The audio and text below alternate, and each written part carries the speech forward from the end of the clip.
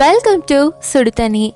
இன்னைக்கு நம்ம வீடியோவில் பன்னீர் லவர்ஸ்க்கான ஒன் மோர் ரெசிபி தான் பார்க்க போகிறோம். பன்னீர் அங்காரா கிரேவி எப்படி பண்ணுறதுன்னு பார்க்கலாம். இது ரொம்ப டிஃப்ரெண்ட்டான ஸ்மோக்கியான ஒரு கிரேவி. ரெஸ்டாரண்ட்ஸில் கொடுக்குற மாதிரியே ரொம்பவே அட்டகாசமாக இருக்கும். இதோட இன்க்ரீடியன்ஸை நான் டிஸ்கிரிப்ஷன் பாக்ஸில் கொடுக்குறேன். இப்போ வாங்க சேர்ந்து சமைக்கலாம். ஃபர்ஸ்ட் ஒரு கடாயில் 2 டேபிள் ஸ்பூன் எண்ணெய் சேர்த்துக்கோங்க.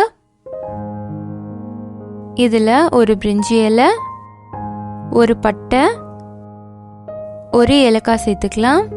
கூடவே 2 பெரிய வெங்காயம் சேர்த்துக்கிறேன். சேர்த்துட்டு நல்லா வதக்கிடுங்க. வெங்காயம் நல்லா சாஃப்டாக வதங்கணும். நல்லா டிரான்ஸ்பரண்ட்டாக ஆற வரைக்கும் நல்லா வதக்கிடுங்க. இப்போ இது நல்லா வதங்கினதுக்கப்புறமா இதோடைய நான் இஞ்சி பூண்டு பேஸ்ட் 1 டீஸ்பூன் சேர்த்துக்கிறேன். இதை நீங்கள் பேஸ்ட்டாகவும் சேர்க்கலாம், இல்லை பூண்டு இஞ்சி 2த்தையும் தனித்தனியாக சேர்த்துக்கலாம். இப்போ இஞ்சி பூண்டு பேஸ்ட் நல்லா வதங்கிருச்சு. இது கூடவே 3 பச்சை மிளகாய், கொத்தமல்லியோட தண்டு கொஞ்சம் சேர்த்துக்கிறேன். நீங்கள் இலையாக சேர்க்கலாம், ஆனால் அதோட கலர் மாறிடும், அதனால நான் தண்டாக சேர்த்துக்கிறேன்.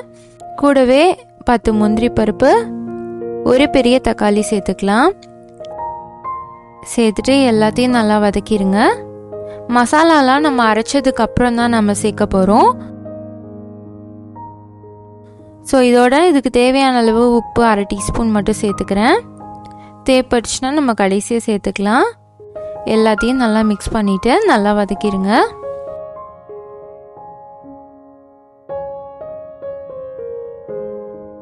இப்போ பார்த்தீங்கன்னா இது 15 நிமிஷத்துக்கு அப்புறமா நல்லா வதங்கியிருக்கு. இதில் எண்ணெய் கொஞ்சம் கூட சேர்த்துருக்கனால தான் இந்த அளவுக்கு தொக்கா வதங்கியிருக்கு. இப்போ இது ரெடியாக இருக்குது. இதை நல்லா ஆற வச்சதுக்கப்புறம் நம்ம அரைச்சிடணும். ஒரு மிக்சியில் மாற்றிக்கலாம். மாற்றும் போது ஜல்லி கரண்டி யூஸ் பண்ணி மாற்றிக்கோங்க. அப்போ எக்ஸ்ட்ரா ஆயிலெலாம் உங்களுக்கு அந்த பேன்லேயே தங்கிடும். இதை நல்லா ஃபைன் பேஸ்ட்டாக அரைச்சிக்கோங்க. இது இருக்கட்டும். அடுத்து இதே எண்ணெய் யூஸ் பண்ணி நம்ம ஃப்ரை பண்ணிக்கலாம். இதோட 1/4 டீஸ்பூன் மஞ்சள் தூள், 1/2 டீஸ்பூன் மிளகாய் தூள் சேர்த்துக்கிறேன். சேர்த்துட்டு ஒரு தடவை நல்லா மிக்ஸ் பண்ணி விட்டுருங்க. இது கூடவே ஒரு வெங்காயம் சேர்த்துக்கிறேன். இந்த மாதிரி ஸ்கொயர் ஷேப்பில் கட் பண்ணி சேர்த்துக்கோங்க. லைட்டாக சாட்டே பண்ணிட்டு ஒரு குடமிளகாய் சேர்த்துக்கலாம். இப்போ பார்த்தீங்கன்னா வெங்காயம் குடமிளகாயும் லைட்டாக வதங்கியிருக்கு. இதோட நான் பன்னீர் 100 கிராம் சேர்த்துக்கிறேன். நான் 100 கிராம் பன்னீர் மட்டும் க்யூப்ஸாக கட் பண்ணி சேர்த்துக்கிறேன். மிச்சம் இருக்க 100 கிராம் பன்னீரை துருவிட்டு நான் சேர்த்துக்க போகிறேன். அப்போ கிரேவி இன்னும் கொஞ்சம் நிறைய கிடைக்கும், டேஸ்ட்டும் ரொம்ப நல்லாயிருக்கும். இது லைட்டாக ரோஸ்ட் ஆக விட்டுடலாம். அடுப்பை லோ ஃப்ளேம்லேயே வச்சு இதை நல்லா ரோஸ்ட் பண்ணிக்கோங்க.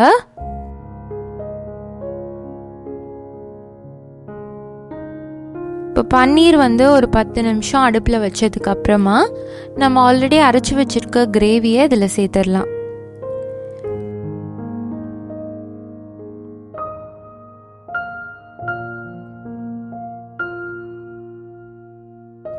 எல்லாத்தையும் சேர்த்துட்டு இந்த மிக்சியை அலசிட்டு அந்த தண்ணியும் சேர்த்துக்கோங்க.